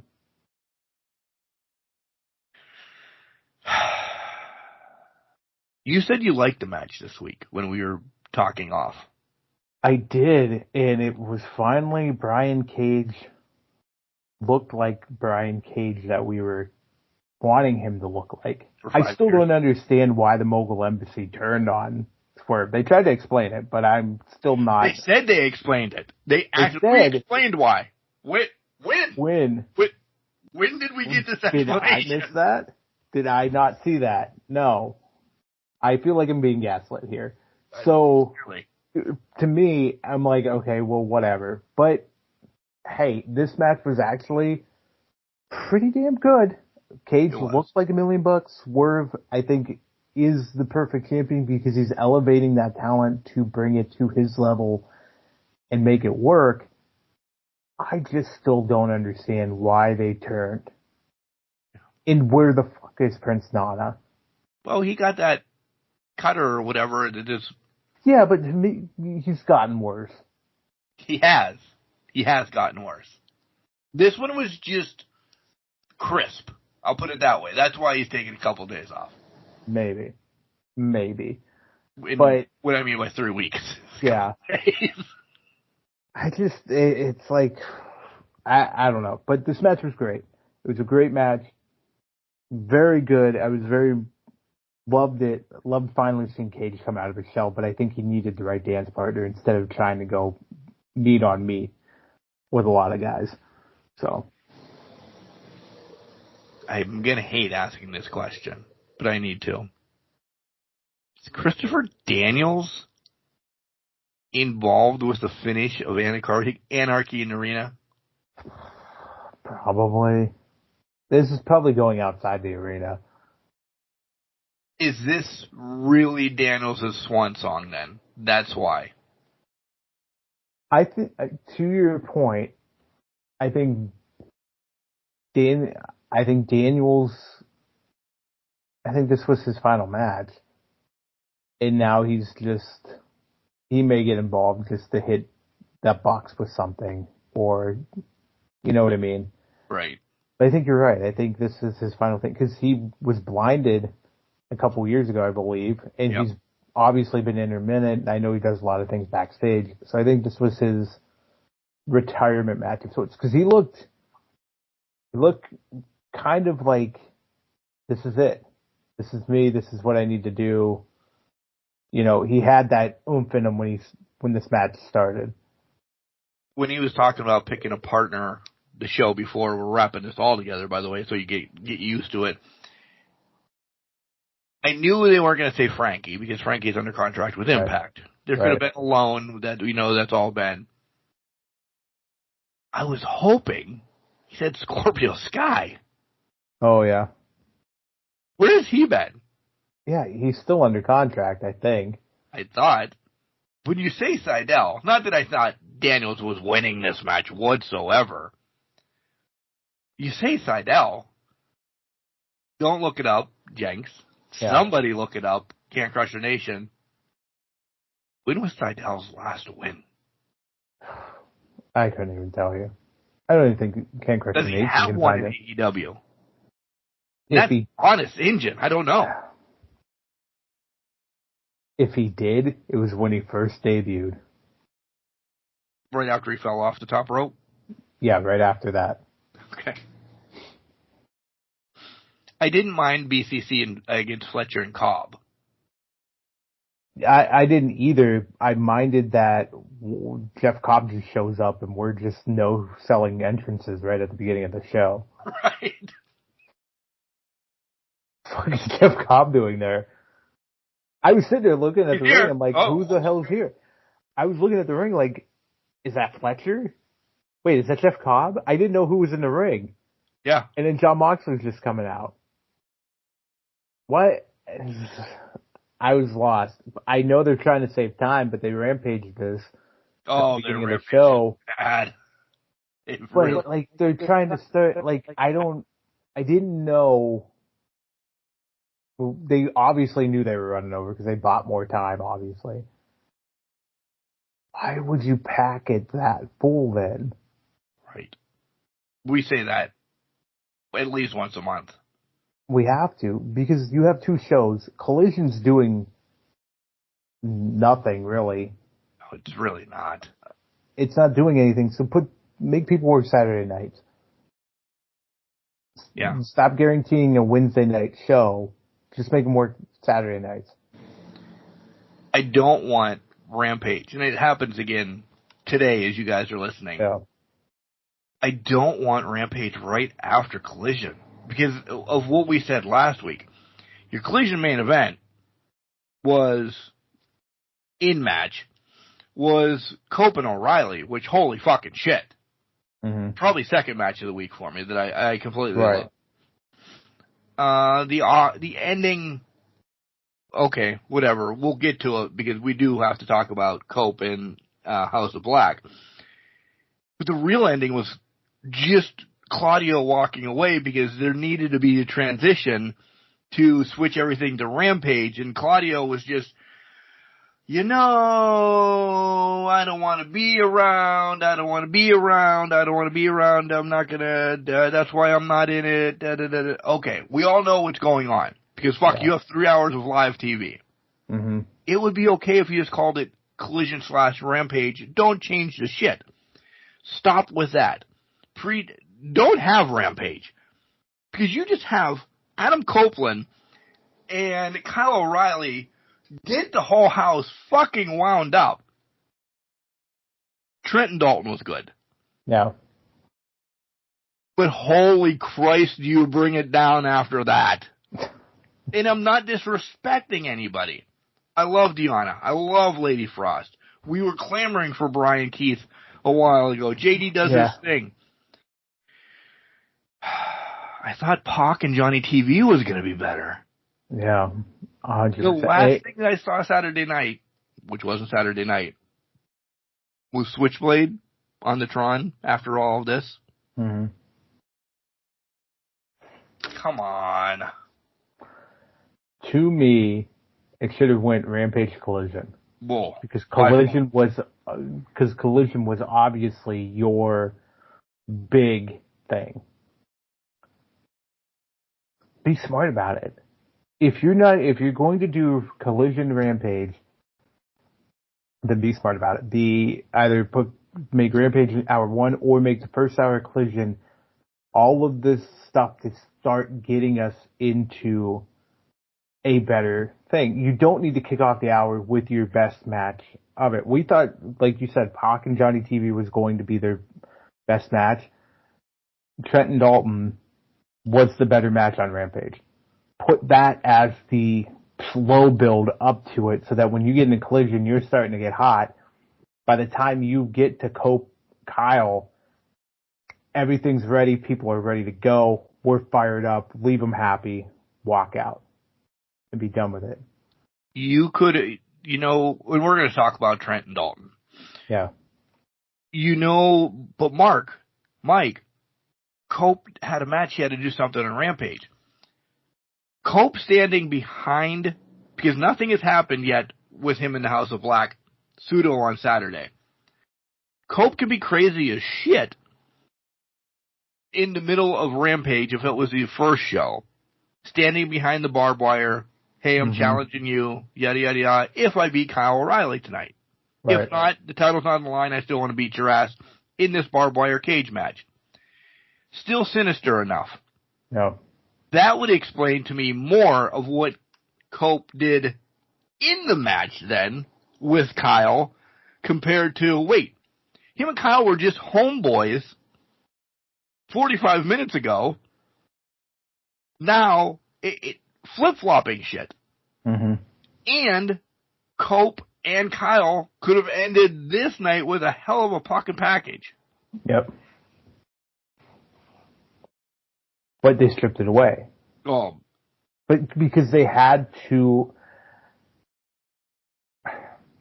Rampage has to act as your Sunday Night Heat of the shows for that. Because when late Sunday Night Heat, it was... We're throwing one guy against an enhancement talent, or we may have two mid-card, lower-level guys going for it. For me, Rampage has to act similar fashion, but if you butt him up against one of your main butt it up with one of your main shows, it has to be the first one to get the crowd where it needs to go. If you're not willing to do that, well, then fuck off. I also think Battle of the Belts needs to just be Collision Battle of the Belts. Yep. It'd be a 2-hour show. I think you're wasting an hour. And I think it just takes down the quality of it all. Let me stir this pot. Tony and everybody else that's listening. If you want Rampage, because as Jenks said, to be Sunday Night Heat, put it on Sundays. Yeah. Put it on Sundays. 7:30, 8 o'clock, whatever. I don't care what time you put it on. Yeah, for 16 weeks, you're going to take a slap in the face. It can't be any worse than what you're doing now, randomly throwing it all over the place. They don't even take the... Go ahead. Because if there's a Sunday basketball game, what time do they play basketball on Sundays? Even playoff games.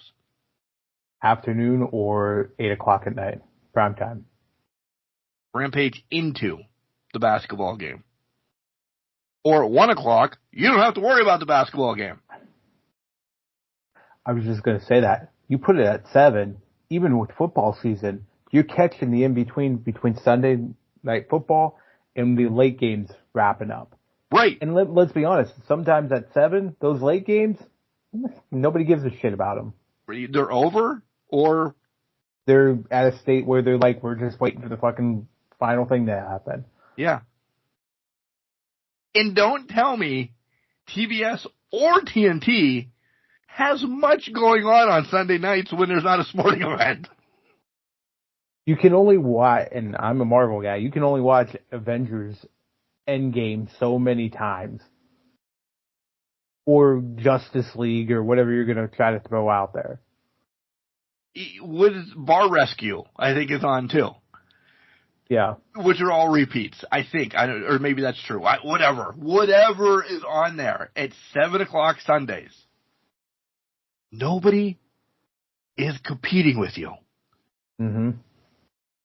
WWE shifted to all Saturdays. Oh my God. Your pay-per-views start at 8 o'clock on Sundays?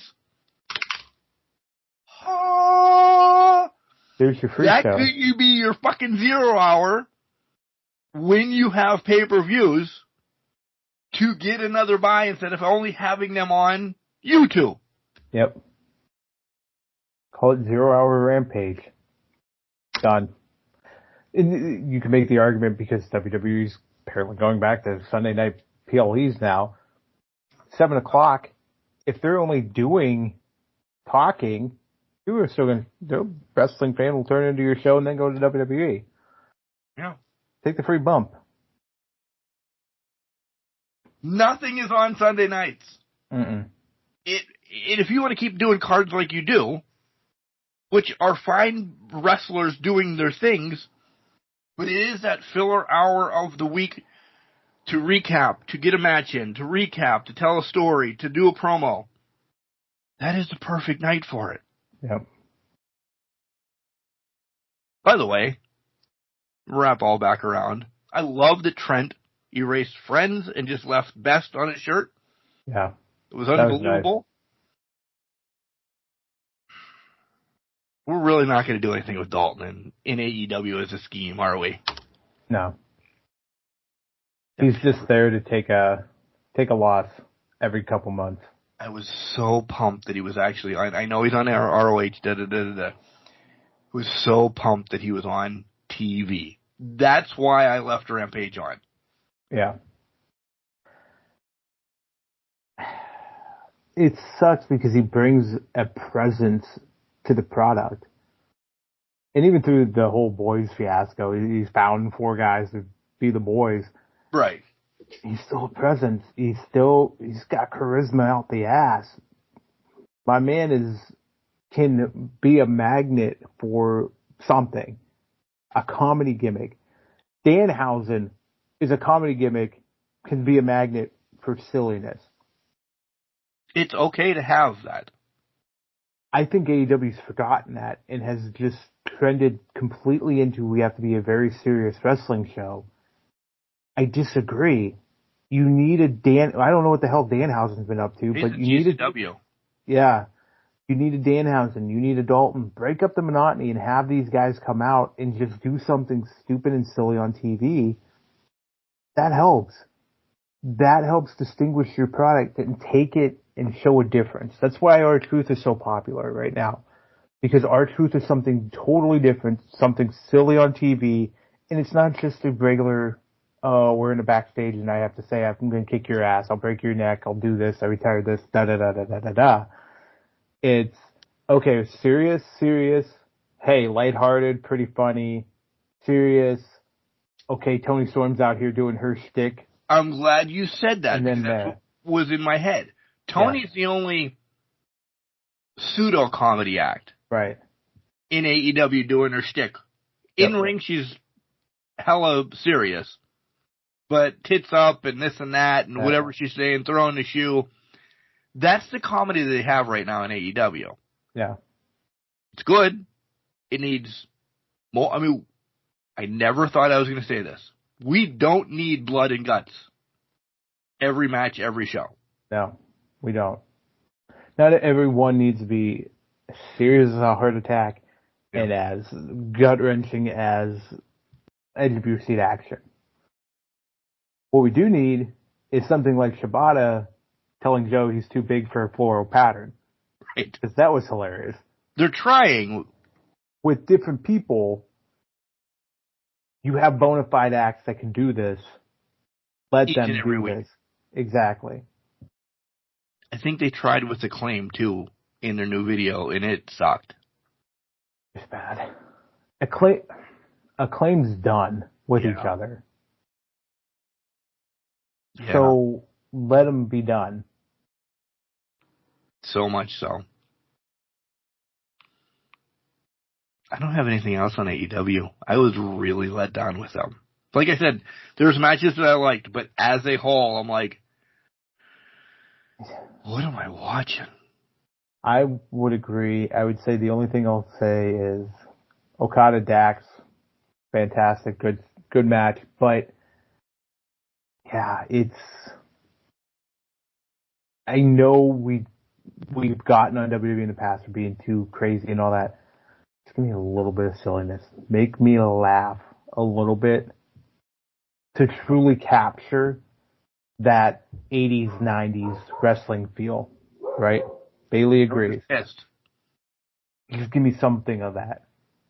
Even if you're trying to be serious and you just deliver a promo that's ridiculous. Macho Man made a living off of that. Talk about somebody bet him to do a creamer cup and he fucking did the cream of the crop promo that was legendary now.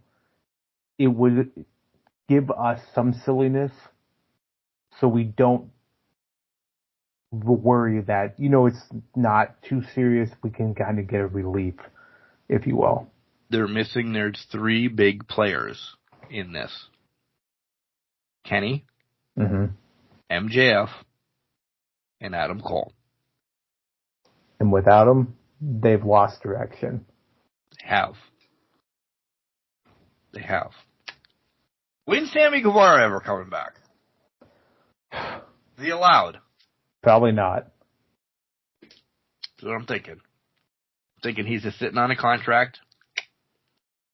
When it's over, go carry on to it, son. Yep. Thanks for coming. I don't know either. Got nothing else, brother. I got nothing else. Yeah, for us, it's a very short podcast, guys. I don't know what you guys are going to do with this extra hour without us. I mean, go pre-order NCAA football if you want. That's not a bad idea. Yeah, not a bad idea. Did you know? I looked at the pricing packages for it. You basically get everything but the 3-day trial and something else for NCAA football. Yeah. So gonna be. Oh God. The 16th, I'll be like, I can pull the trigger. Hopefully, not that I really wanted to be busy ever in my life. Hopefully, July 16th, I'm busy and I'm okay. All I really need to do, if I just order the standard package as soon as we get done talking, I don't have to worry about it then. Because I will know that I've solidified that I have to wait to the 19th. Here's what you need to remember. Standard edition, the only thing you're not getting is 3-day early access in the 4,600 college football points. You get everything else. Right. Unless I'm using those 4,600 college football points to buy Mercyhurst the day of release. Please. I don't want them. Yeah, so I can pummel them. I want nothing to do with it. Nothing to do with it. So do you think maybe mid-season FCS is out for $19.99? I think so. Because at that point, like maybe beginning of this football season, they'll do it. Because I feel like they've already been. The NCAA game was done. FCS teams have already said, we're in the game. Well, they've been added. I think it's more or less, they've had the base game done for over a year. Now they're getting the FCS stuff done so that they can add it in here quick. I'm going to be honest with you. Once I buy this copy, this is going to be my copy for a few years because there's so much content to carry me for 4 years. Yet Dynasty is enough to be said. Franchise Dynasty, whatever the hell they're going to call it. Listen, I'm not playing Road to the Show, Super PAC, or whatever, anything minimum of a year. And I'm dead honest with that. Dynasty is going to consume so much of the time. whether recruiting and we all have recruiting and all of it, whether we're playing each other in an online dynasty or just an offline one, because we know our asses are going to have that too. Yeah. And because we got to refine our recruiting strategies here. Let's be honest. We got to refine these strategies before we get into the online each other. Yeah. Before we get to that point. We're not playing against each other till Christmas. Let's just throw that out there. That's 100% accurate. It's not happening because we need to get strategies. We need to get team alignments. We need to know what our best was. Yeah, we got to get this shit together before we start coming forward with stuff. That goes for anybody else that wants to ask. I forgot who asked the question. Do you want to start a whole dynasty for Can Crusher Nation? 134 different people. We'll talk to you in January. In January, we'll be back. Don't worry about it. See you later. Lots of specials coming up. No, I'm kidding. Yeah, good luck. Godspeed. Only recording hour-long specials during Jenks' lunchtime. That's it. I'm done. What do you have coming up this week? Hopefully you're on the mend. Yeah, well, apparently this week will be sickness and then being on the mend for that. Next weekend's Memorial Day weekend. That's double nothing weekend. So really, not a lot planned right now because I'm planning around being sick right now for the most part. So planning on being sick. Yeah. So it's not really much going on here. What about you? 3 interviews next week being set up for the podcast. Yeah. All right. Some of them know that, they're there to be used when used, but they understand the whole process of this. They said no baseball because of this, that, or the other. We got a pool to get ready. Probably have to cut the grass again after the rainstorm that's outside. Yeah, that's got to happen for me, to be honest. Ugh. And probably watch the NCAA trailer 500 or 600. I got to tell you, stuff down. My favorite meme I've seen so far is somebody saying they had a copy of NCAA Football 13, an old Xbox controller, and it just said, I'm about to begin my 2-month training period, and that was it. It's accurate. It's on point. It is. I've disconnected the 360 because I don't want to play it. Or I would go and I'd be like, oh, I did start a franchise or a dynasty with Pitt on this one. Yeah. Shit's going to be different. I'm resetting, so I haven't played it in 10 years, which it's a lie because I have, but I'm resetting. Mm-hmm. I probably will not even play Madden from now until. It's going to be baseball, it's going to be wrestling. Sure as fuck isn't power washing anytime soon. I'll throw that out there. Probably have to go in the woods. I probably have to go in the woods this weekend. You have to go in the woods and stay as far away from civilization as possible, I say with air quotes. Right. It's probably what I'm going to be doing. I need to go hit some gators. I got a new gun, by the way, a couple weeks ago, and it is just amazing. Oh, yeah? Hunter called this is going off track. Listen, real quick, let me tell you this, and then we'll hang this up.